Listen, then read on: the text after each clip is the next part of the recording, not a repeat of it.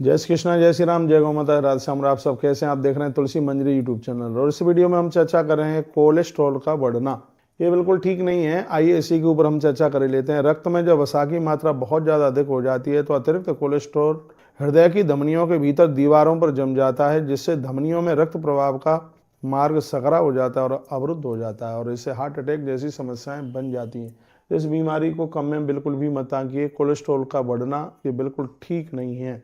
तो इसके लिए मैं कुछ आपको जानकारी दे रहा हूं। पहले तो इसके मैं लक्षण आपको निवेदित कर दूं, बता दूं। रोग के शुरुआत में तो कुछ पता नहीं चलता, परंतु जब रोगी को कोई शारीरिक श्रम जैसे दूर तक पैदल चलना, वजन लेकर के चलना और सीढ़ियां चढ़ना, दौड़ लगाना आदि करना पड़ता है तो शारीरिक श्रम के दौरान छाती में दर्द होता है, कंधे और पीठ में दर्द होता है, भारीपन का प्रतीत होता है, दम घुटने लगता है, छाती में संकुचन आदि महसूस करना, ये इसके लक्षण हैं। दिल को अधिक परिश्रम के लिए रक्त की आवश्यकता ज़्यादा पड़ती है जो उसे मिल नहीं पाता और परिणाम स्वरूप छाती में दर्द का अनुभव होता है। इस दर्द को ही हृदय शूल या एंजाइनापेन कहा जाता है। बहुत ध्यान से सुनिएगा।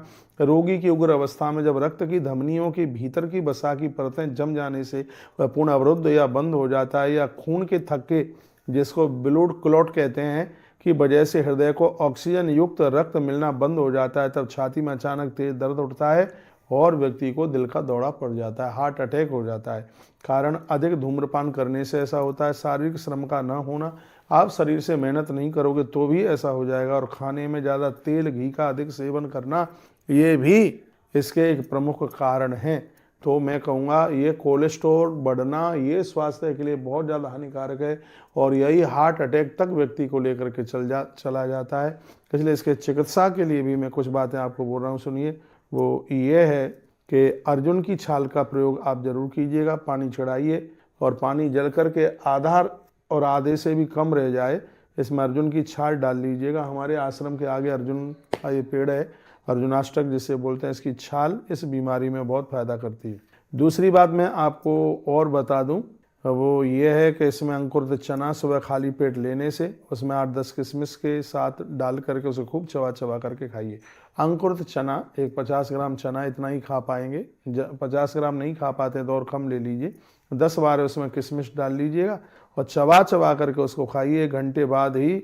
और 1 घंटे के बाद तक कुछ ना खाएं, 1 घंटे के बाद ही भोजन वगैरह जो भी कुछ करना है उसके बाद ही कराइए कीजिए। इससे आपका कोलेस्ट्रॉल की मात्रा बहुत ज़्यादा कम हो जाएगी। एक बार मैं फिर निवेदन करना चाहूँगा, अंकुरित चना और उसमें किशमिश मिलाइए और चबा चबा करके उसको खाइए और 1 घंटे तक कुछ भी मत लीजिए। आप देखेंगे आपका कोलेस्ट्रॉल कैसे कम होता है। हरे धनिया का प्रयोग अपने खाने में बढ़ा देना चाहिए। मैं फिर कहना चाहूँगा, जो अपने भोजन में हरा धनिया खाते हैं, हरे धनिए की चटनी खाते हैं, तो वह कोलेस्ट्रॉल की बीमारी से वो बच जाते हैं। सुबह सुबह छोटी इलायची का सेवन करने से भी इसमें बहुत ज़्यादा लाभ होता है। दालचीनी को पानी में उबाल करके पीने से ये रामबाण के रूप में काम करता है। काफ़ी लोगों के मैसेज थे कि कोलेस्ट्रॉल के ऊपर आपकी कोई वीडियो नहीं है, इसके ऊपर आप बोल दें, तो ये मैं बोल रहा हूँ। इसके ऊपर आप अंकुरित चने में 8, 10, 12 किशमिश डाल करके चबा चबा करके खाइए। उसके 1 घंटे बाद तक कुछ भी मत लीजिए। इससे कोलेस्ट्रॉल की मात्रा बहुत कम हो जाएगी। हरे धनिया का प्रयोग चटनी में, सब्जी में ज़रूर आप करें, इससे भी कोलेस्ट्रॉल की मात्रा कम हो जाएगी।